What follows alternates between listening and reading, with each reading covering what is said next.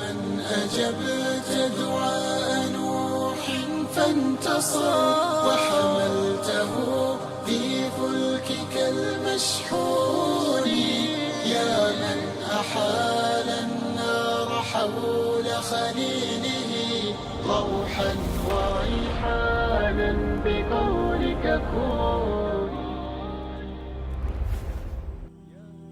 নাহমাদুহু ওয়া নুসাল্লি আলা রাসূলিহিল কারীম আম্মা বা'দ। দোয়া মুমিনের হাতিয়ার। যখনই মুমিন কোনো বিপদে পড়ে সে আল্লাহর কাছে দোয়া করে। যখনই কোনো জালিমের জুলুমের শিকার হয় আল্লাহর কাছে দোয়া করে। যখনই কোনো কিছুর অভাবে পড়ে আল্লাহর কাছে দোয়া করে। যখনই কোনো কিছু পাওয়ার তামান্না মনে জাগে আল্লাহর কাছে দোয়া করে। দোয়া মুমিনের ইবাদত। সুনানে তিরমিজিতে এসেছে, রাসূল সাল্লাল্লাহু আলাইহি ওয়াসাল্লাম ইরশাদ করেন, আদ-দুআউ হুয়াল ইবাদাহ, দোয়াই ইবাদত। প্রিয় ভাই, একজন মুমিনের শান হলো বেশি বেশি আল্লাহর দরবারে দোয়া করা। ছোট থেকে ছোট প্রয়োজনও আল্লাহর কাছে দোয়া করুন। আমরা এমন এক রবের গোলাম যিনি না চাইলে রাগান্বিত হন, চাইলে খুশি হন। সুনানে তিরমিজিতে এসেছে, রাসূল সাল্লাল্লাহু আলাইহি ওয়াসাল্লাম ইরশাদ করেন, ইন্নাহু মান লাম ইয়াসআলিল্লাহ ইয়াগযাব আলাইহি, যে ব্যক্তি আল্লাহর কাছে চায় না আল্লাহ তার প্রতি রাগান্বিত হন। আমাদের অনেক ভাই দোয়া করার সময় দোয়ার নিয়ম ও আদবগুলোর প্রতি খেয়াল রাখেন না, ফলে দোয়ার কাঙ্ক্ষিত উপকার ও ফজিলত থেকে তারা বঞ্চিত হন।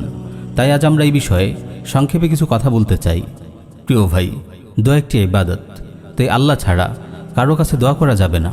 কোনো পীর, ওলি, মাজার কিংবা দরগা থেকে কিছু চাওয়া শিরক। দোয়া হবে শুধুমাত্র আল্লাহর কাছে। দোয়ার শুরুতে আল্লাহ রাব্বুল আলামিনের হামদ প্রশংসা করতে হবে। তারপর রাসূল সাল্লাল্লাহু আলাইহি ওয়াসাল্লামের উপর দরুদ পড়ে দোয়া করতে হবে। একবার রাসূল সাল্লাল্লাহু আলাইহি ওয়াসাল্লাম মসজিদে নববীতে বসেছিলেন। এমন সময় জনৈক সাহাবী মসজিদে প্রবেশ করে সালাত পড়লেন।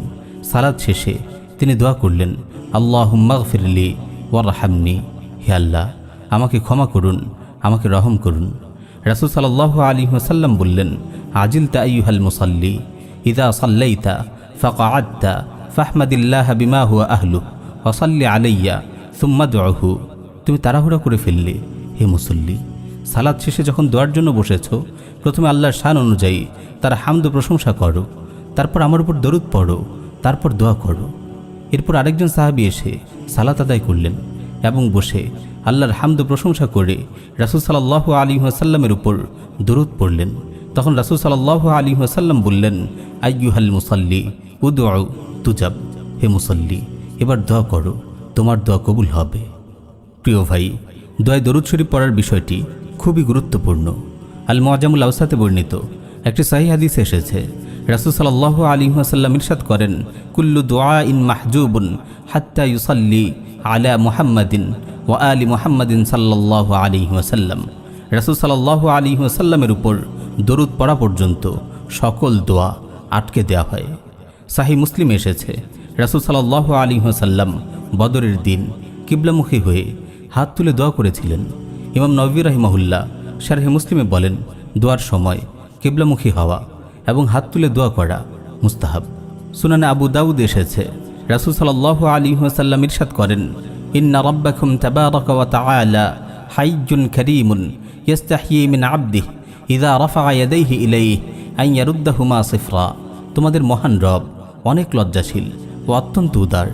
বান্দা যখন তার দরবারে হাত তুলে তিনি খালি হাতে তাকে ফেরত দিতে লজ্জাবোধ করেন। আল্লাহর দরবারে দোয়া করতে হবে বিনয়, নম্র হয়ে, কাকুতি মিনতি সহকারে এবং ভাঙা দিল নিয়ে। আল্লাহ তাআলা বলেন, উদউ রাব্বাকুম তাদাররুআন ওয়া খুফিয়া, তোমরা বিনীতভাবে ও গোপনে তোমাদের রবকে ডাকো। মনোযোগ সহকারে দৃঢ়তার সাথে খালিস দিলে দোয়া করতে হবে। দোয়া কবুল হওয়ার ব্যাপারে অন্তরে পূর্ণ আস্থা থাকতে হবে। অন্য মনস্কভাবে অবহেলার সাথে দোয়া করলে আল্লাহ তাআলা সেই দোয়া কবুল করেন না।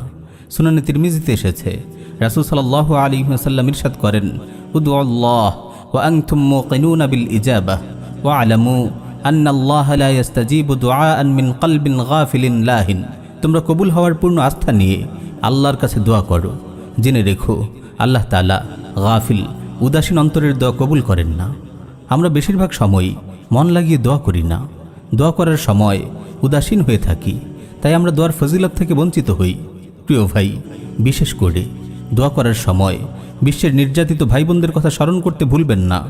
তাদের শান্তি, নিরাপত্তা ও সাফল্যের জন্য সবসময় দোয়া করবেন। বিশেষ করে বিশ্বের বিভিন্ন ময়দানে কুফফার বিশ্বের বিরুদ্ধে লড়াইরত মুজাহিদ ভাইদের জন্য বিশেষভাবে দোয়া করবেন। উপমহাদেশে যারা দাওয়া ও ইদাদের কাজ চালিয়ে যাচ্ছেন তাদের নিরাপত্তা ও সাফল্যের জন্য দোয়া করবেন। আল্লাহ তাআলা আমাদের সবাইকে আমল করার তৌফিক দিন। আমিন ইয়া রাব্বাল আলামিন।